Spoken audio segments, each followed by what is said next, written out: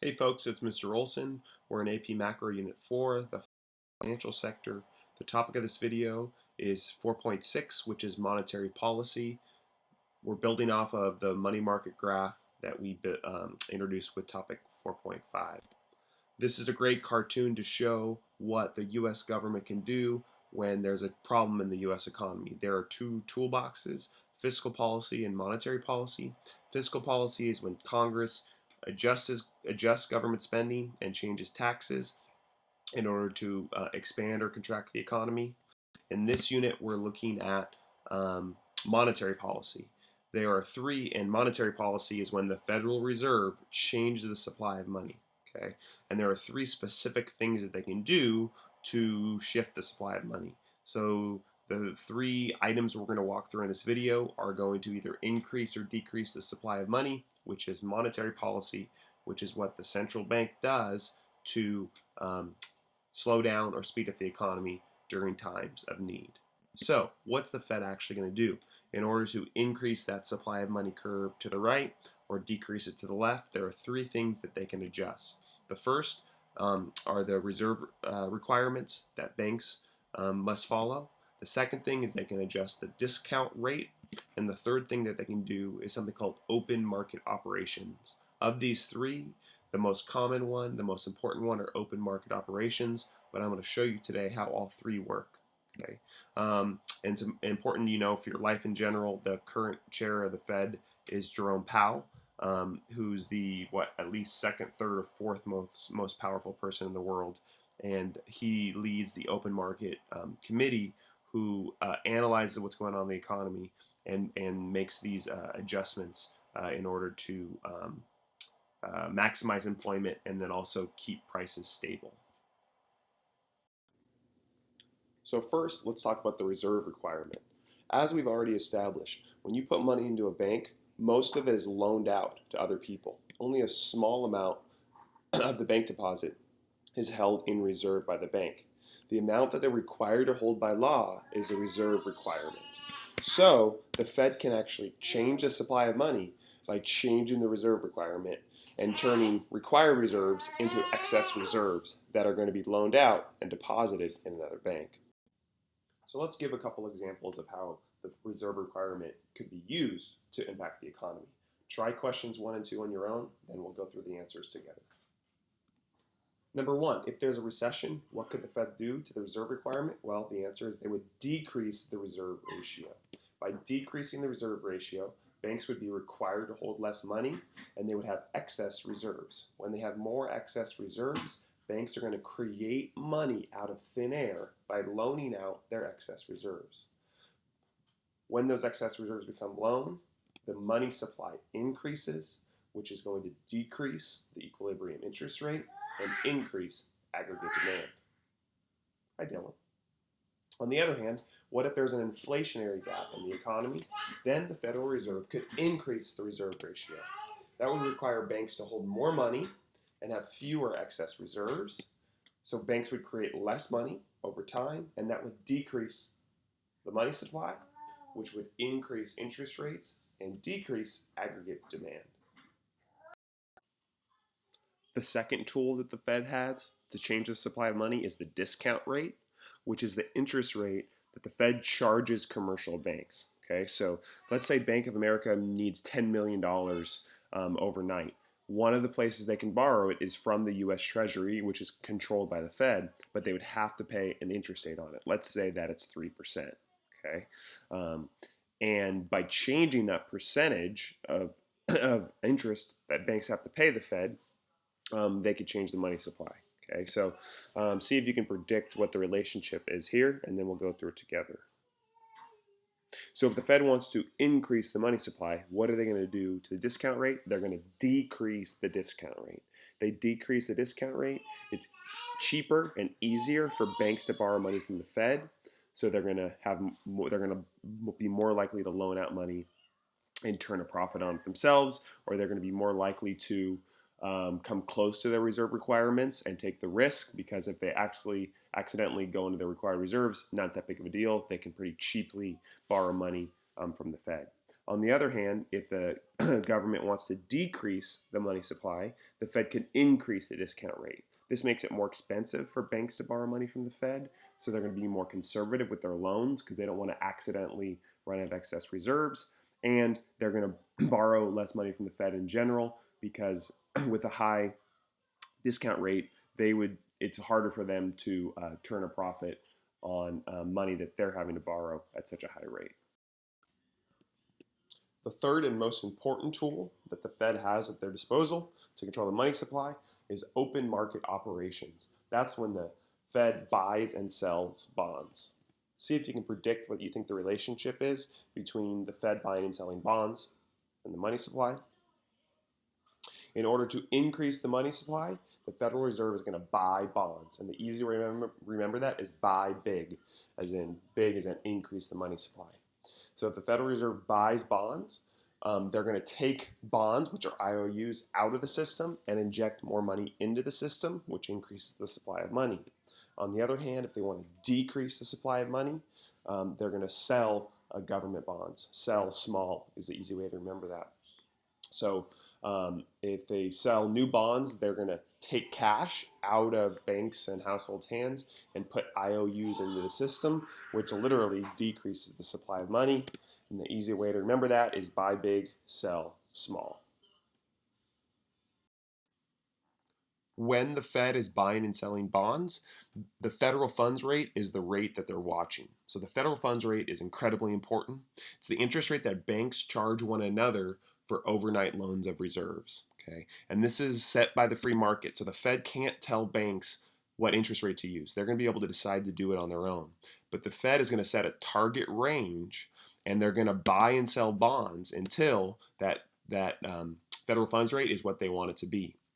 During the COVID-19 crisis, the Federal Reserve lowered the federal funds rate to a range between 0.25 and 0%. And this is what they watched. They said, how much are banks charging each other to borrow money overnight?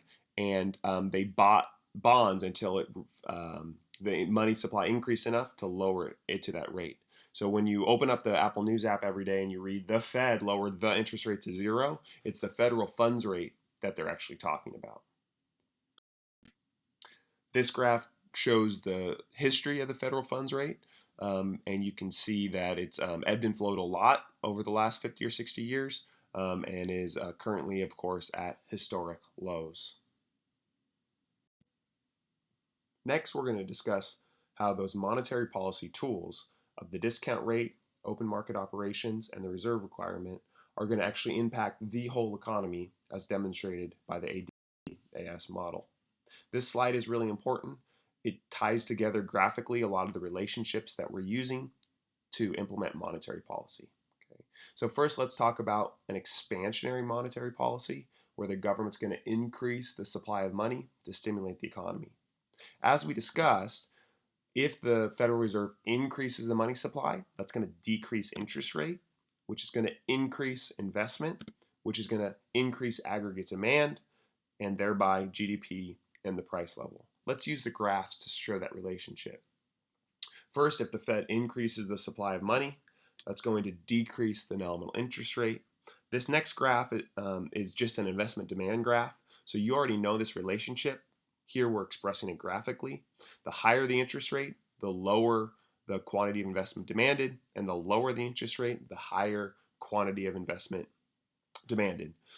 So if the interest rate falls, what this graph shows us is that firms are going to want to increase their investment spending. When it's time to build a new factory with lower interest rates, it's much cheaper to borrow money in order to do it, so the quantity of investment is going to increase. And because investment is one of the 4 components of aggregate demand, when investment increases, then aggregate demand is going to increase. And as we can see from the ASAD model, when aggregate demand increases, real GDP increases and the price level increases. And let's look at the other scenario. Let's say the Fed wants to decrease the money supply because the economy is overheated, because we're in an inflationary gap. Well, if the Fed decreases the money supply, that's going to increase interest rates, which is going to decrease investment, which is going to decrease aggregate demand, GDP, and the price level. Let's do that analysis on the graphs. If we decrease the money supply, you can see that the nominal interest rate rises from 5 to 10%, which is going to decrease the quantity of investment demanded by firms because it's now too expensive to borrow money to build that new factory. And because investment is a determinant of aggregate demand, the aggregate demand is going to decrease to the left. And as you can see on the graph, when aggregate demand falls, GDP falls and the price level falls. In that last example, the Federal Reserve was actually slowing down the economy. And by way of reminder, the reason the Fed would want to slow down the economy is to fight inflation. So when the economy is overheated, it's oftentimes the Fed who has to quote unquote take away the punch bowl just as the party's getting started. Because as we learned from our analysis of the business cycle, every expansion eventually needs to come to an end, and the Fed's job is to try to soften that blow and make sure that we don't get into too big of inflationary gaps. It usually happens on the Fed side as opposed to a fiscal policy side, because fiscal policy is set by Congress and the president, and it's much harder for them to make the argument that the economy should be slowed down, whereas the Fed is led by appointed officials. So they're usually the body in the government who's going to do contractionary policy in order to fight inflation. Next, I want to make a connection for you between monetary policy and bank balance sheets. So take a look at this particular commercial bank, and I want you to imagine that the Fed buys $1,000 worth of bonds from this particular bank. Go ahead and pause the video, see if you can answer questions 1 through 6. So the big idea with this question is that when the Fed buys bonds from a bank, they're swapping out assets. So all the changes are going to happen for this particular bank on the left-hand side by swapping out different assets. There's no change in liabilities like there would be if there was a change in demand deposits. How much is the reserve requirement? It's still $2,000. It does not change because the demand deposits have not changed. How much is the excess reserves? The excess reserves increase to $4,000.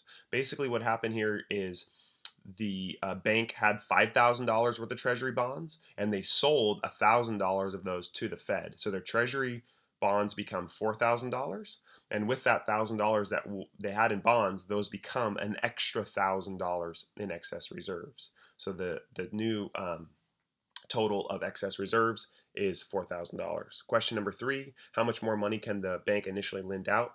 They now have an extra $1,000 that they can lend out that they could not have lent out before. Question number 4, what's the maximum change in the money supply? The money supply could increase by $10,000. So you take that $1,000 and you multiply it by a money multiplier of 10. We know the money multiplier is 10 because the required reserve ratio is 10%. Number 5, what's the maximum change in demand deposits in all banks? That's also $10,000. So when the banks loan out $10,000 in new money created, it's going to show up as demand deposits in the banking system. What's the maximum change in required reserves in all banks? The answer is $1,000. If we have $10,000 in new demand deposits, then the required reserves to hold those new demand deposits must be 10% of 10,000, which is $1,000. Something that's new to our course this year is the idea of the monetary base. So we've talked a lot about the M1 money supply so far. The M1 money supply includes checkable deposits and currency in circulation. There's also something called M0, which is the monetary base, and that includes bank reserves as well as currency in circulation. So there is some difference between these two indicators. The question to think about here is what's the initial change in the money supply when the Fed buys $1,000 worth of bonds? So immediately when the Fed buys $1,000 worth of bonds from commercial banks, what immediately happens to the money supply? The answer is nothing. And that's because when the Fed buys bonds, they do it from commercial banks. So they take bonds away from commercial banks and they give banks cash in exchange, but that cash that they initially give banks is going to sit in their vaults as excess reserves. The money supply doesn't change until the money is loaned out. So it's the loaning out process that actually creates new money, because that's when the checkable deposits of the money supply increases. So central banks can indirectly change the money supply by changing the monetary base, but there's actually one step in between. I wanted to mention that to you in case it comes up on this year's exam. Here are a couple other practice questions to try, and make sure you remember to use the money multiplier from a couple lessons ago. I'd like you to do question number 1 and question number 1 and question number 1. Welcome to terrible PowerPoint formatting. Go ahead and pause it, try these questions, make sure you're getting it. We'll go over answers together. Okay, the first one, if the reserve requirement is 0.5 and the Fed sells $10 million worth of bonds, what will happen to the money supply? Well, if the reserve requirement is 0.5, the money multiplier is 2. And when the Fed sells bonds, sell small, they're decreasing the money supply. So they're decreasing the money supply by 10 million, and then we use the money multiplier of 2. So the total decrease in the money supply will be $20 million for the first question. For the second question, the reserve requirement is 0.1. Therefore, the money multiplier is 10. And this time, the Fed's buying $10 million worth of bonds. So remember, buy big. So the Fed is increasing the money supply. So we take the $10 million in new money and we multiply it by the multiplier of 10, and we get an increase in the money supply of $100 million. And the third question, if the Fed decreases the reserve requirement from 0.5 to 0.2, what will happen to the money multiplier? And the money multiplier will increase because banks are going to be able to issue more loans.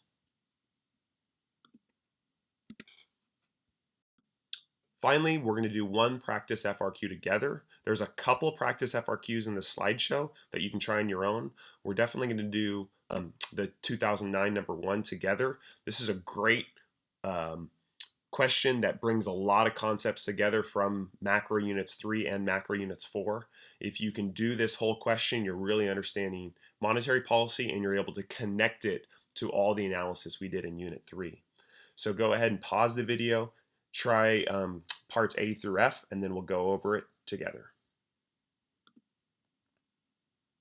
So this particular question was worth 11 points, so there's a lot of points available. So even if you got tripped up by some parts, you still want to work through graphing and labeling and putting down as much as you can, because you don't need to ace this thing and get 11 in order to get a 5 on the exam. You can miss a couple points and that's perfectly acceptable. So even if you get intimidated by some parts of this, make sure you keep trying all of it. And then also remember that a lot of these questions, even though it's an FRQ, it's sort of like a MC, because a lot of times the answer is either increase, decrease, or stay the same. So let's go through the answers. Part A has us draw the Phillips curve. The short run Phillips curve is downward sloping.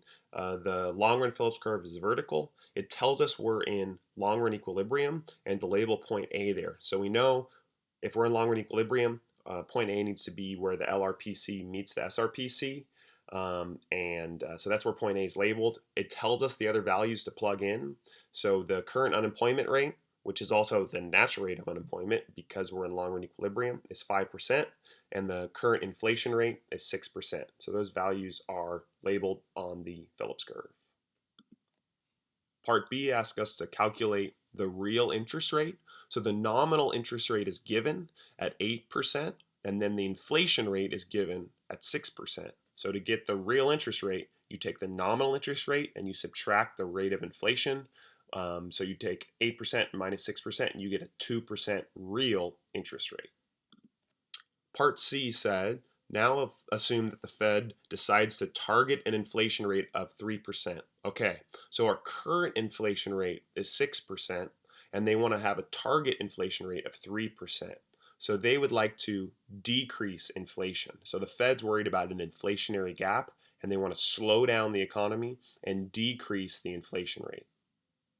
So the question asks, what open market operation should the Fed undertake? So they're going to do some contractionary monetary policy to slow down the economy.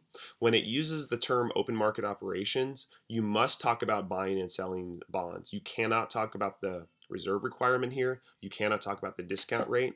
Open market operations is one type of monetary policy, and it specifically means buying and selling of bonds because we're looking to contract the money supply, to slow down the economy, the Fed needs to sell bonds. And the way you remember that is sell small. So the Fed wants to decrease the money supply by selling bonds. And when they do that, they're selling bonds. So they're taking bonds and putting new bonds into the system, and they're trading it for money. So they're taking money out of the system and selling bonds to commercial banks. So they hold on to those and they decrease the money supply. Part D has us draw the money market graph to show the impact of our selling of bonds. So by selling bonds, we decrease the money supply.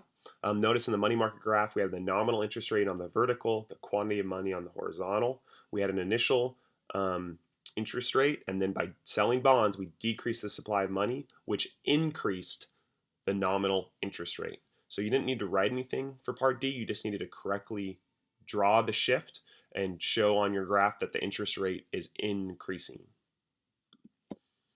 Part E has us connect our monetary policy to the ASAD model. You did not have to draw it for this question, but if I was doing this FRQ, I would definitely draw out my ASAD model so I could think through what's happening.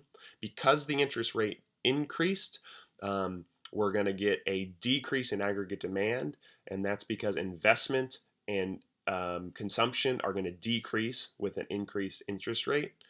And as we know, consumption and investment are components of aggregate demand.